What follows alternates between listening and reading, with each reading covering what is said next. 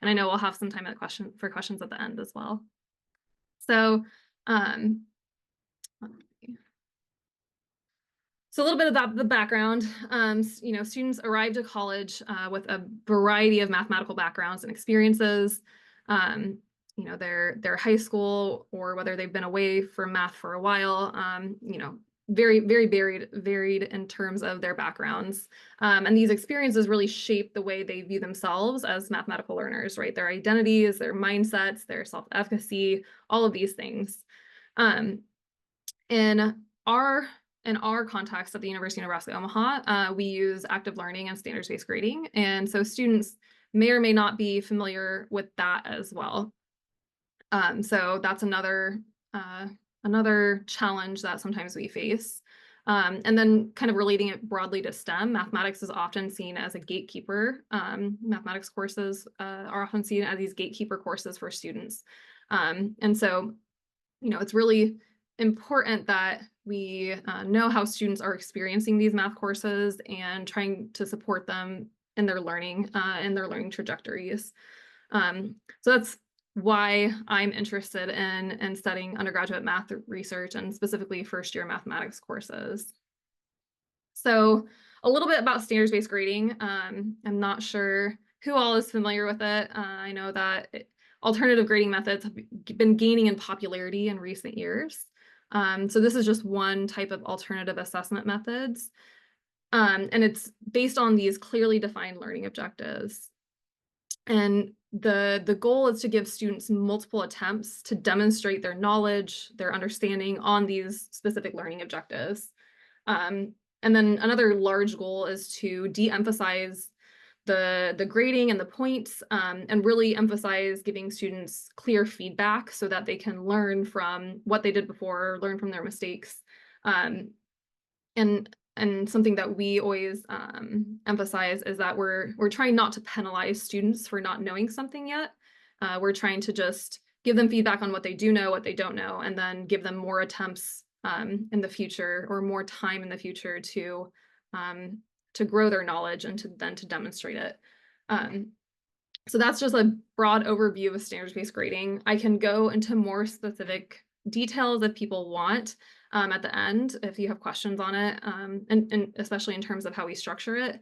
But just broadly, this is the background of the study that I'll be talking about, is using the standards-based grading in a first-year mathematics course. So a little bit about the research related to standards-based grading. So in one study, Zimmerman found that standards-based grading held students accountable for their learning and led to a deeper understanding of the mathematical material in a college algebra course. And in this paper, Zimmerman wrote that standards-based grading removes the extrinsic motivation factor that often fosters unproductive learning behaviors, right? So instead of students being really focused on grades, we're trying to switch their focus to more of the understanding and like the material, right? The learning part of education. And then another big issue is test anxiety, and especially in mathematics, right? So traditional assessment has been linked to increased stress, increased anxiety. If you have 3 exams and a final, we have these high stakes tests, and so students get more anxious, more concerned. But standards-based grading is all about lowering the stakes, having more frequent assessments that don't penalize you if you get things wrong. So this can help reduce student anxiety. So a little bit about the context in which I'm working. So I've been involved in this large-scale redesign of courses below calculus, and in my position, I am doing both research on these courses, and I've also been involved in teaching some of them and being on part of the instructional team. So I actually came on in fall 2020. I was one of the very first hires to help assist with this redesign. And then I was part of a search committee where we hired 10 instructors and also a program director to help form this team of faculty who are doing these improvement efforts. So in fall 2021, everybody was onboarded and we started redesigning all of our courses below calculus. And the two big components of these courses are using standards-based grading and also incorporating active learning methods. And I've done a lot of work on active learning as well, so I'm happy to talk about that. But today I'm going to focus more on the standards-based grading side of things. So our efforts really started in fall 2021, and then ever since then, we've been trying to make these continual improvements to our courses. And so the pieces I'll talk about, some of the data comes from fall 2021, and then I will also talk about last year, fall 2023. We developed a new college algebra support course. It's kind of like a co-requisite college algebra course if you're familiar with co-requisites, but this course has a very high enrollment. So in the fall 2023, we had 610 students. And in this semester, I'm teaching the course, we have 930 students. So we're serving a lot of students in the course. In the spring, I think we had 500 students enrolled. So it's a really important course in terms of trajectories. And as I mentioned, we've been modifying and building on our prior successes with standards-based grading and active learning. And so I'll talk a little bit about the initial data collection that we started in fall 2021. And then again, I'll do a little bit of quantitative, I'll provide some quantitative results from fall 2023 of last year. So the two research questions we'll focus on for today. One of them, how do students describe their experiences with standards-based grading through the lens of mindsets and feelings towards mathematics? So here, this is more of the affective side of things, right? How are students processing the standards-based grading, and how do we help students shift their mindset and their feelings towards mathematics? And then for the second research question, what are common student trajectories in a college algebra support course that uses standards-based grading? So again, this is more quantitative in nature. So I'm just going to focus on research question 1 for a while, and then I'll switch gears and talk about research question 2 for a little while, and then I'll kind of bring it together in the discussion. So for research question 1, we collected mathography assignments at the end of the semester. And these mathographies are based on some work done by Drake, who studied mathographies in the context of pre-service teachers. But here we just assigned this to all of our students who were enrolled in fall 2021. And this was in a college algebra course, which kind of morphed into our current version of college algebra. And that semester, we had 459 students enrolled. 228 of them completed this assignment, which again was given the last 2 or 3 weeks of the semester. So that formed our data for this part of the study. And then these are some example prompts that we had on there. So we had them describe a peak experience in the class. So a high point where they experienced very positive emotions. We also had them describe a low point, a nadir experience. So some time when they experienced very negative emotions. We had them talk about what they learned, and then answering the question, what do you think it takes for a student to be good at math? Do you think anybody can be successful? Trying to get more at some of their mindset. So the way we analyze this data, we did a qualitative analysis on it. We first went through and tagged all of the mathographies with these primary codes of assessment, community, mindset, and then negative and positive feelings. And this was based in some prior work that I had done on a large scale Seminole project. So we took the code book from that and just slightly modified it to apply it to this set of data. And there was a team, it was me and another professor from the University of Nebraska-Lincoln, and then a grad student also helped me with this. I think I tagged all 228, and then we split between the other two, and we just met one-on-one to go over our codes and reconcile differences until we had some agreement between what we were coding. So like I said, I've done a little bit of work with the community and mindset, but today I really want to focus on the assessment code and the negative and positive feelings. So that's kind of, and I guess we'll talk a little bit about the mindset as well. So to break down what we did, after we had gone through and tagged all of our mathographies, we went back and looked at excerpts that were tagged with assessment, positive feelings, and negative feelings. So all three codes had to be applied to the excerpt. And from that, we found there were 61 of these. And then we specifically wanted to look at, was there some sort of shift in feeling, right? So from those 61 excerpts, we found that 48 of them were actually demonstrating a shift in feelings, while 13 of them were not. And so we took the 48 excerpts and we kept those for further analysis. And then we did the same thing with assessment and mindset. So we looked at all of the codes that had assessment and mindset.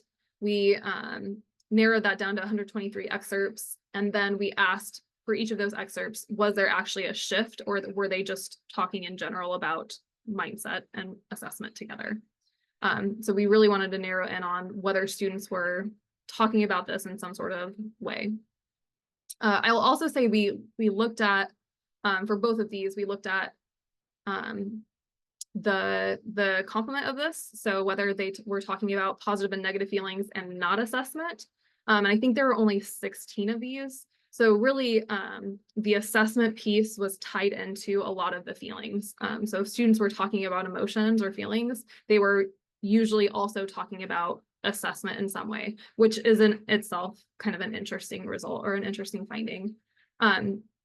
But so I guess what I'll do is I'll take these excerpts and show you kind of how they broke down in terms of what we attributed a cause to be. So after we had this collection of excerpts, we went through and we tried to ascribe some sort of cause to the shift, right? Like what was causing their shift in mindset, what was causing their shift in feelings.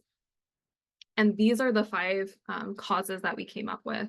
And we started with the feelings one, and we went through, and then we went back to the mindset. And then after going through some of the mindset codes, we had to add this overall course experience. So that last cause really came out of our mindset data. And you'll be able to see that once I present the next slide, where there's a table of these. So just to go through each of these, so the first cause was the assessment structure. So this was just the overall standards-based grading structure of the course and how students were being graded. The grading scale change, this happened in the middle of the semester. So this was our first semester of doing standards-based grading. And so originally we started out with 20, I think there was 24 learning objectives. And then halfway through the semester, we decided that was too many, and we narrowed down to 5 core learning objectives that students had to meet twice, and then 19 supplemental LOs that they could build on.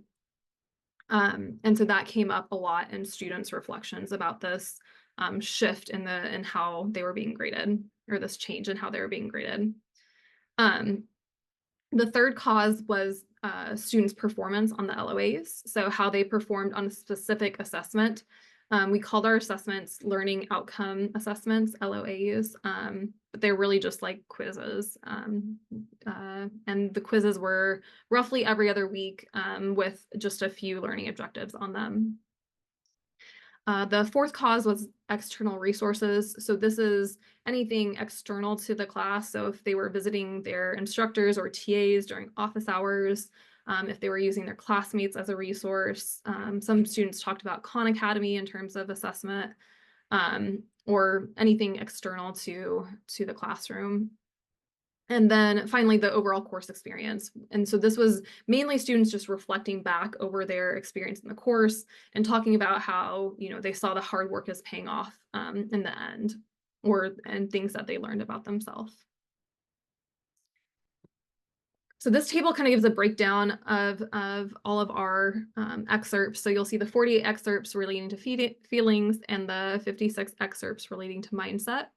You'll notice that the LOA performance was where the majority of the excerpts fell, so 48% in the feelings and 38% in the mindset. And I'll kind of highlight some of these and give you some examples of what students wrote in their mathographies. So again, this was our largest category, and the LOA performance was the most common cause that was attributed to a shift in feelings. So here's one example of a quote. A peak experience that happened to me in college algebra was after the second to last LOA of the semester. I hadn't gotten any of the LOs the previous assessment and was very concerned about my grade, especially since I had a core LO that I still needed 2 points in. I put in about an hour and a half of studying leading up to the day of the assessment and came out of class feeling accomplished. Every question I answered, I ended up getting the points for, giving me confidence I will end up succeeding in the class. So here you can see the student um, discussing that shift in feelings. So they were concerned, before going into this assessment. They took the assessment and they left feeling accomplished. And then that feeling of feeling accomplished and doing well on it gave them the sense of that confidence to finish the semester strong. So there's one example of how a performance on a particular assessment might have shifted a student's feelings in the course.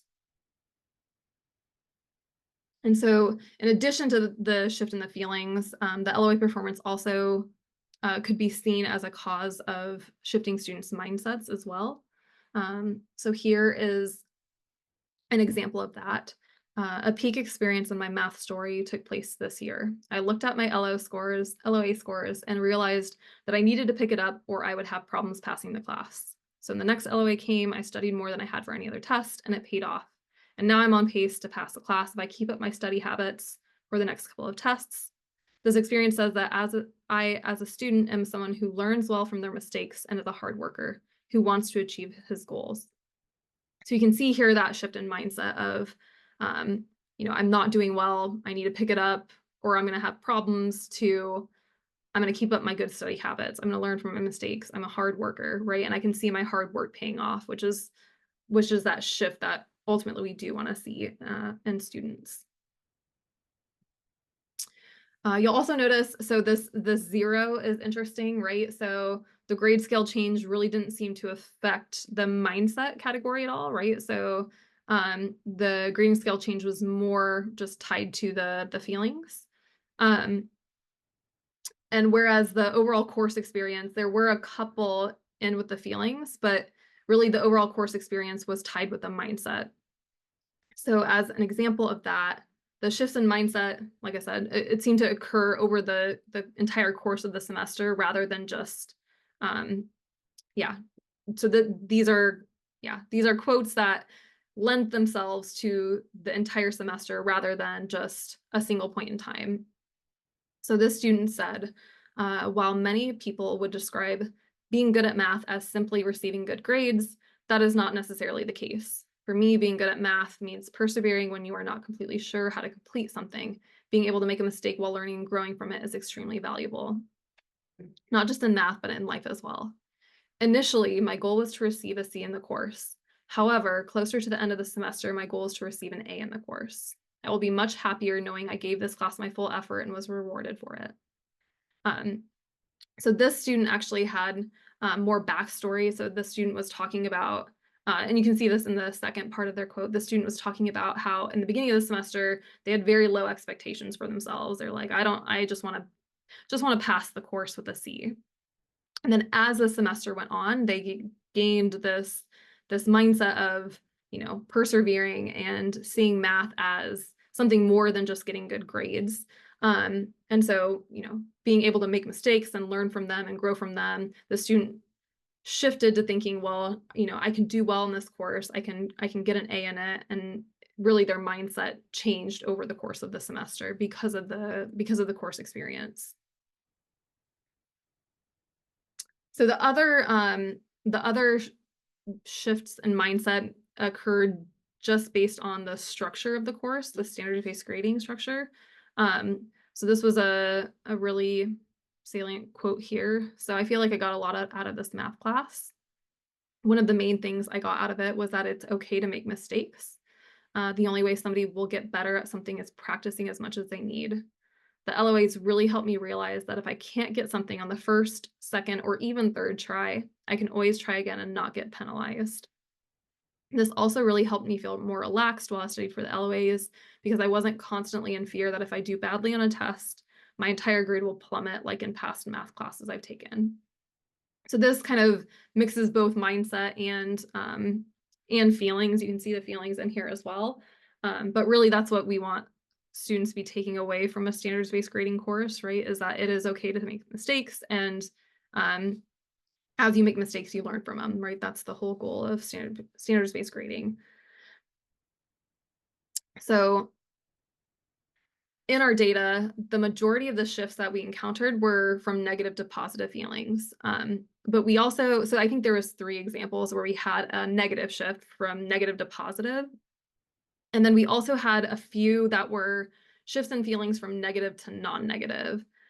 So this was mainly excerpts that had a feeling of relief, or feeling less stress. And we weren't sure whether to capture these as a positive shift or not.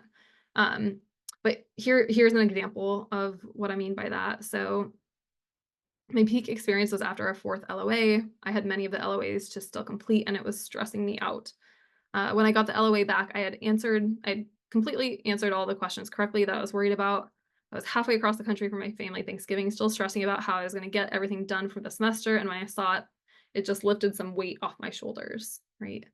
So here, the student's clearly talking about being stressed out, but they don't necessarily have a positive feeling at the end, right? It's just a weight off the shoulders. So they're experiencing this relief, but the relief may or may not be attributed with positive feelings. And we were very careful when we were coding to really nail in on or hone in on students' feelings and not categorize things as feelings if they weren't an explicitly stated feeling. So for example, if students said I was struggling with something, we didn't characterize that as a feeling, because struggle can be maybe positive if you enjoy a challenge, or negative if you're frustrated while you're struggling. So students had to say something like I was frustrated, or I was, excited by the challenge, or whatever.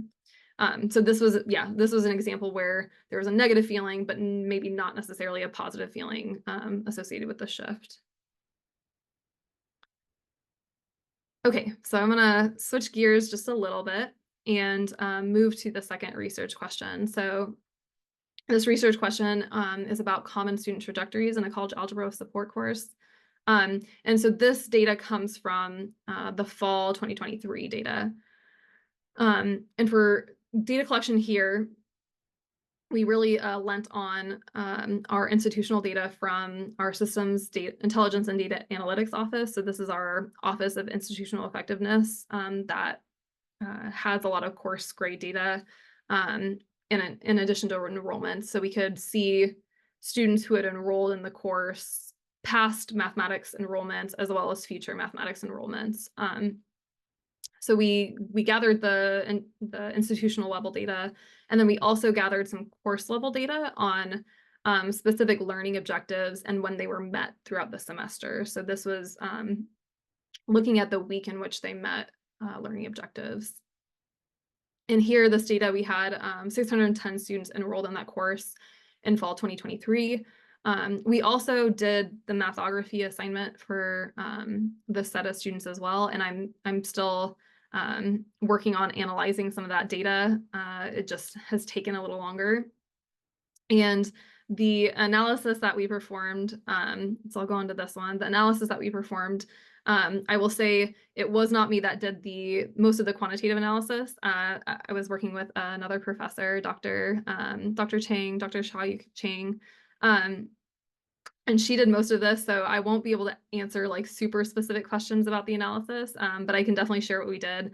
And we've got some really interesting graphics about how students were grouped in terms of their performance on these standards-based grading outcomes. So we did hierarchical clustering analysis based on the week when students successfully completed each learning objective for the first and second time. So the way the course is structured, there are 8 learning objectives corresponding to 8 units, and students need to meet each learning objective twice throughout the course of the semester. And that forms the majority of their grade in the course, meeting those learning objectives. And again, they're given multiple opportunities, roughly every other week, to show their knowledge, to demonstrate their knowledge on the learning objective. So what we did is we took all of the student performance and we grouped students into 6 different clusters by the similarity of their performance on meeting the LOs. So what we came out with was these 6 student clusters. So group number 1 was our largest group, which is good because that is our group of successful students. So there's 272 of those students out of the 610. And these students were the consistently strong learning performance. So these are the students who received mostly A's, were on track, were meeting their LOs consistently throughout the semester. Group 2, we had 61 students. These are the students who started late on the first learning objective, but then were able to catch up after the second one. And these are the students who received mostly A's and B's, so still pretty strong, successful students. Group 3, we had 66 students. These are students who had a slow start, and they met most of their learning objectives in the second half of the semester after week 9. And these are mostly B and C students. So, again, the beginning of the semester maybe wasn't going as well. They were still maybe adjusting to college, but then caught on, figured out what they were supposed to be doing, and ended up passing the course. And then groups 4, 5, and 6, these are really our trouble groups, right? So these are the groups of students who struggled more. So in group 4, this is a group of students that started really strong at the beginning of the semester on the first 3 learning objectives, and then started struggling. And so whether that was that life getting in the way, or whether they were relying on prior knowledge, as the first 3 LOs are basics of functions, linear functions, and function transformations. So maybe they were familiar with that from high school or prior math knowledge, and then got into the more difficult material and started struggling. Group 5, we had 99 students. And these are students who started completing LOs after week 7, but were inconsistent in completing them. And both groups 4 and 5 had a pretty high DFW rate, around 80%. And then group 6 are the students who did not complete almost any LOs. So these are the students who weren't showing up to class or weren't meeting learning objectives, and that all 78 of those students had a DFW in the course. And DFW meaning earned a D or failed or withdrew from the class. So here's a graphic about when students met learning objectives. So along the bottom is the week of the semester. So week 5, week 10, week 15, and then the learning objectives are along the side. So you can see group 1, they were consistently meeting each of the learning objectives when they should be, right, in order. And the size of the width of the bar, or the height of the bar, tells you how many students were in the group. So again, you can see students are, consistently making progress in the course. For the second group of students, again, these were the students who weren't able to meet learning objective 1 until later on in the semester, right? But they were still, meeting learning objective 2, learning objective 3, and you can see their progress here. They maybe just struggled on some of the earlier material. Group 3, were able to meet 1, but then again, the majority of their other LOs, they met in the second half of the semester. Group 4 has fewer students in it, and they were meeting learning objectives. They started off strong on the first 3, and then the last few got them in trouble. Group 5, they had inconsistent completion. And then group 6, if they did complete any LOs, it was at the very end of the semester. And those are the students who did not do well in the course, who dropped or failed. Here's another graphic of the percentage of missing LOs. So these are the learning objectives that students were missing. And you can see, so group 6 were missing a high percentage of LOs along the top. Group 1, again, is here at the bottom. So they did really well in the first few. You'll see that LO 8 kind of jumps up for group 1. That's just because that learning objective is the very last one at the end of the semester. And so students don't have as many opportunities to meet that learning objective just because of time. So sometimes that meeting that learning objective twice is a little difficult. Group 4 is really interesting. You can see a lot of them met the first 3, and then they struggled to meet LO3 a second time and struggled to meet the rest of the learning objectives. Group 3 really struggled with the second attempt at LO2. And then, yeah, group 2 is pretty consistent, but maybe struggled with some of the second attempts at certain LOs. So it's just an interesting graphic of the percentages of students who were, yeah, missing their LOs.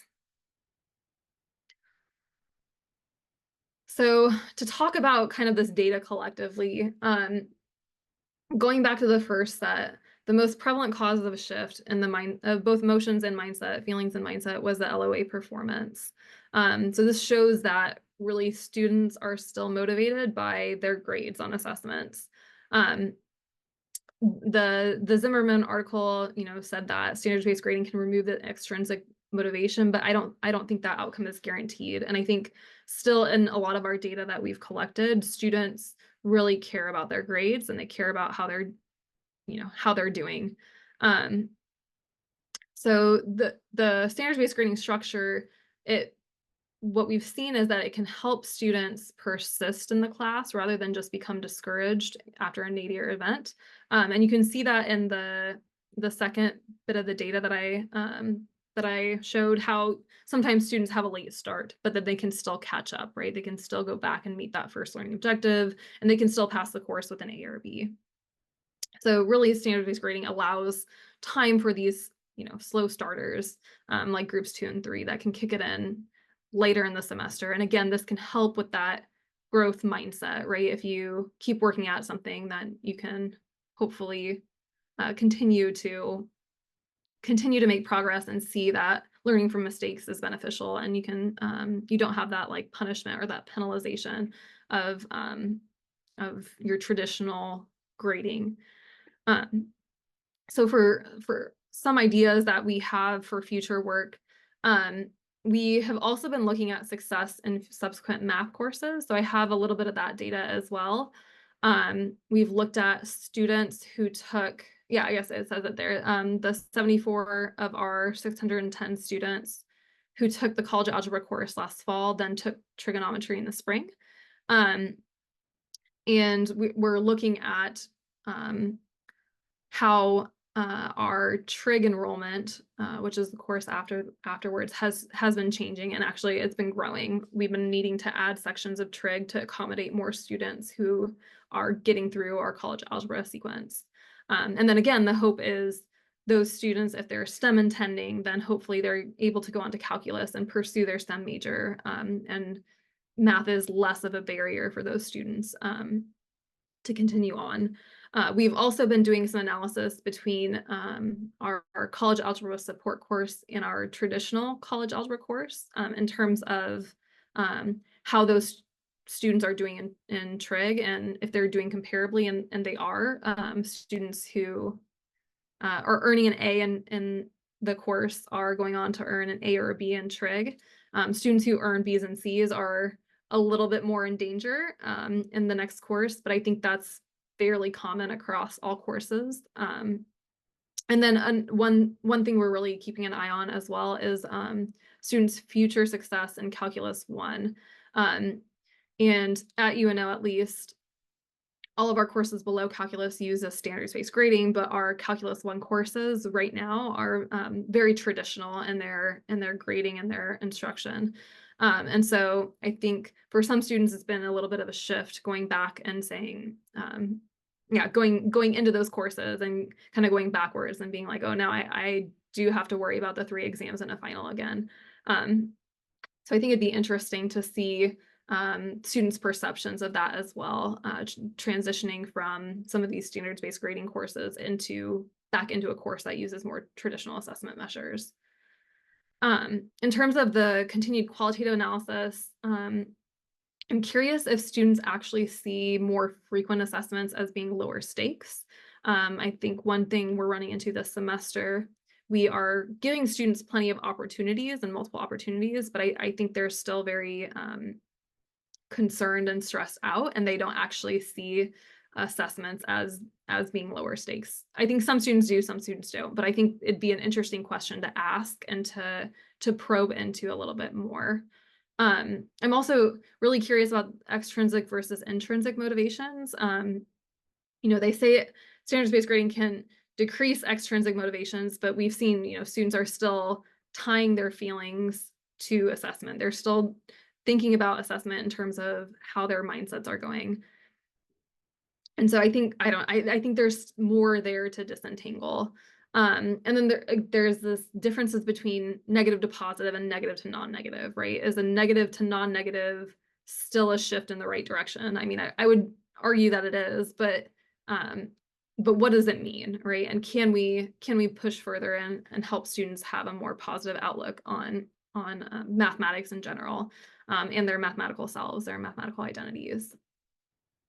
So with that, I do want to acknowledge that this is work that I've done with a bunch of different people. So Emmanuel, Thomas, and Gary are all grad students who've worked on this project with me. And then Amy, Nicole, and Xiao Yu are professors my colleagues who I've collaborated with on this. So I just want to thank them for all of the work that they've contributed. I've appreciated having a larger research team to work on this with. And we've also received internal funding from our university to do this work. So I just want to acknowledge that as well. So with that, I will thank you all. I appreciate the opportunity, and I welcome feedback, questions, comments, ideas, etc. Thank you, Dr. Uhing, for this engaging presentation. Yeah, now we have about actually more than 15 minutes. I will just monitor the chats, but feel free to unmute yourself and directly ask your questions to our speaker. I see one question in the chat, just want to read out loud. This is from Raid. If the class is being taught lessons by lecture or other simultaneous format, wouldn't students not passing early or prerequisites allows be participating in lessons they are at risk of being behind for? Would the stacking of lessons and allows limit students' ability to follow the current objective being taught and the previous objectives they had to individually study? Yeah, that's a really good question. Right. So if I understand the question correctly, it's, if students don't understand LO1, are they really going to be able to understand LO2 or LO3? And I mean, I think our data shows that, right? So let's go back. I'm just like, okay, sure. So I think, yeah, so I think this graph shows that, right? So students in our group 2, right, weren't meeting LO1 until halfway through the semester, but they were still able to meet LO2. And I think part of this falls back to some prior knowledge that they have. So LO2 relates to linear functions, and I think students have seen linear functions so many times by the time they get to college that they can rely on some of that prior knowledge to meet that learning objective and to synthesize what we're doing in class and then make connections. And then as they're doing that, the hope is that they are also filling in LO1. So LO1 is function fundamentals is what we call it now. So it's basically things like, do you understand what an input and output of a function is? Do you understand whether something is a function or not? And so I think the hope is that as we're learning about linear functions, we're using function notation and students are understanding what is our input, what is our output in the context of a problem. And so I think we can still move on and continue teaching material, and then just allowing students more practice, more time to practice those skills that build on one another, so that they hopefully are able to eventually learn the material. Does that answer your question, right?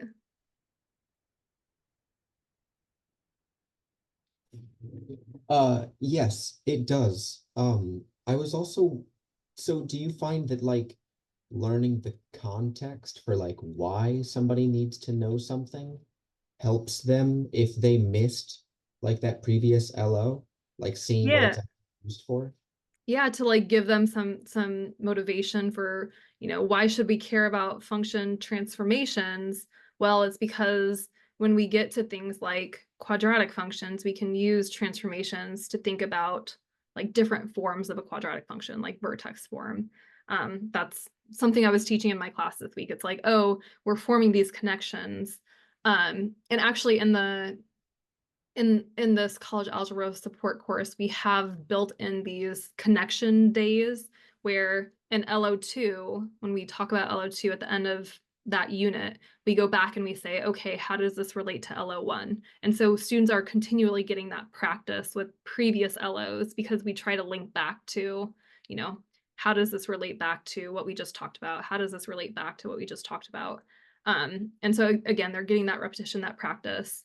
And even students who've already passed those learning objectives get that review and get that refresher. And I think that helps in terms of the knowledge, of retaining the knowledge and not just learning it for the exam and then being like, oh, exam 1 is over. I don't need to know any of that stuff now for the future, right? Oh, exam 2 is over. I can just stuff and flush, right? We're trying to get rid of that mentality in our courses. I have a question, Dr. Uhing. Since this is a pretty large class, college algebra, I'm now curious, when you examine this affective piece, this mindset and emotions, and just thinking who these students are, and is there any differences based on where they major? Are they all gonna major in mathematics, or they haven't decided yet? So I'm Yeah, just so context. yeah, that's a really good question. So right now, this particular course, this college algebra course, is kind of a catch-all. So we have other courses that are like math for liberal arts majors, like a math for liberal arts majors course. Um, the goal is that this course is supposed to be targeted for students who are STEM intending, who do want to go on and take trigonometry and calculus 1. But in reality, there are still a wide variety of students who take the course. And I think, sometimes students will come into college not knowing what they want to major in. And so advisors will be like, well, this is the math course you should take because just in case you do a STEM major, you need this course. Or so I think this is a broad catch-all course. And I mean, we can kind of see that in the data. Out of our 600 students, only 70 of them were going on to take trig in the next semester. So I think a lot of the students who take this course are not necessarily math majors or STEM majors, but there are some students in there that will go on to major in engineering or computer science or chemistry. So Just to follow up, are you considering any future research looking at the differences between affect, compared to non-STEM versus STEM, or across different STEM fields even, how it yeah, no, that's a good question. So another project that I'm on, we've been trying to analyze students' mathematics capital. So kind of the backgrounds that they come in with and why certain students choose to go into a STEM major versus maybe don't go into a STEM major, and if that's related to some of their background experiences, so their teaching and learning experiences, their self-advocacy, their mindset, their capital, their math capital. So in that project, we are looking at that. We haven't necessarily tied it to affect yet, but we have been collecting survey data. So we have a large survey that we've sent out to several students, and we do want to try to break it down based on students in early level math courses. What are some of their attitudes and dispositions and their feelings towards mathematics, versus people who are further along in the mathematical trajectory, right? If you choose to major in mathematics, what are your feelings towards mathematics? So we have some of that data. I haven't done any of the analysis on it. I think it's a very interesting track, I think that would be an interesting avenue to pursue. Yeah. Mhm. Thank you. Yeah, I look Yeah. forward, hear more about your findings. Yeah. Any other questions from the audience? And we have 10 more minutes.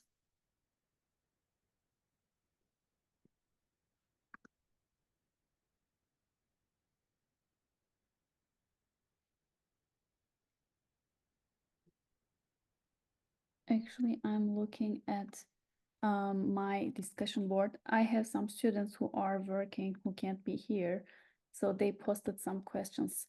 This is from Sandra, and I just put it in the chat box for you. She's asking, she find your active learning research interesting at university level.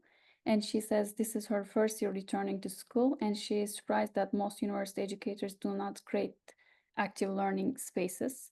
So in your literature review, did you get a sense of the thought process of university educators and their thoughts on active learning in their classrooms? Yeah, that's a really good question. So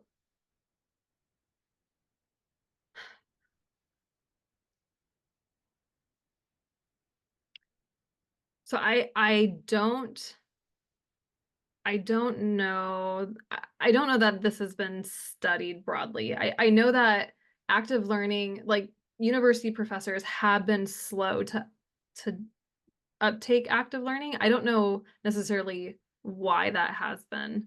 I mean, I can guess at some reasons, right? I think that part of the reason is that active learning is more time intensive, right? It requires more effort, it requires more thought, it requires, redesigning your classroom spaces. Um, I think at the University of Nebraska Omaha, we are I'm very fortunate. Um, we hired our team of quantitative reasoning instructors with the intent of them using active learning. And so they knew as part of the job they were going to be expected to use these active learning techniques and to implement them in the classroom. And so I think because of that, um, our search yielded people who were interested in doing that. Now, whether that, yeah, like whether that has spread to other areas in the department yet, I don't think it has. I think that is our hope in the future that we can start broadening out into Calc 1, Calc 2. But we haven't reached that level yet here at my institution. Yeah, I don't know. I feel like that's maybe not a great answer.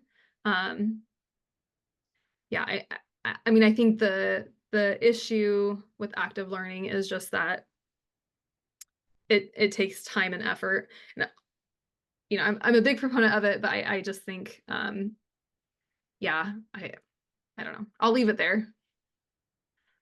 Thank you, Dr. Uhing. And another question from Hope. She's a third grade teacher and can't be here today because of her teaching. She's asking what you would suggest if she do begin fostering an environment in her classroom to develop mathematical mindsets in her students. And she want to best support her students' relations toward math as a whole. And this mental approach could be beneficial. She thinks that it's beneficial for students. So do you have any suggestion for maybe starting early, fostering these mathematical mindsets and positive Yeah. benefits? So I think it comes down to things like perseverance and being wrong and asking questions. I think a lot of the times, like especially with younger kids, they get really excited about something, and then you say, "Oh no, you can't do it that way," or "No, you're wrong. Like this is the way it should be." And so I think um, maybe having less of that like no mentality and more of a like let's explore or more creating that like it's okay to make mistakes and it's okay to learn from them. I think that is is really really important. um and not being afraid to try and fail at something because I feel like at the university level our students come in and they're scared to do something, or they're just scared to try because they don't want to be wrong and they don't want their classmates to see them as being wrong. But I think really in math we need to embrace like making mistakes because it happens all the time, right? And I think that's that's part of what we've seen, at least with our standards-based grading, is that, it's okay to make a mistake as long as we are learning from it, figuring out what we're doing, and then, using that to build our knowledge rather than just be like, oh, I made a mistake, I'm wrong, and I'm never going to try again. Right? That's not the mentality. And so I think starting kids early of, it's okay to make mistakes as long as we're learning from them, and you know, not have the no mentality. You can't do that. So yeah, I think that's what I would say to that. I like how you put the language, the language we use when we providing feedback rather than just, saying no, kind of encouraging thinking processes is part of the natural way of doing mathematics. Even mathematicians struggle with, complex problems. I think it's important to give that attitude, I guess, also. Yeah. Any other questions from the audience? We have 6 minutes left.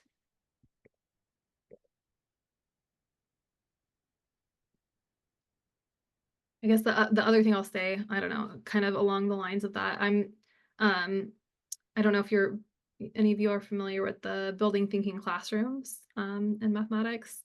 That was we did a book club with our group of our instructional group, and that was, I don't know, a really great way of framing education, great way of framing active learning in the classroom, and we've been trying to incorporate things like random groupings and getting students up to whiteboards. So I don't know, I always like to shout out to that in a third grade classroom you can definitely use some strategies from that book. So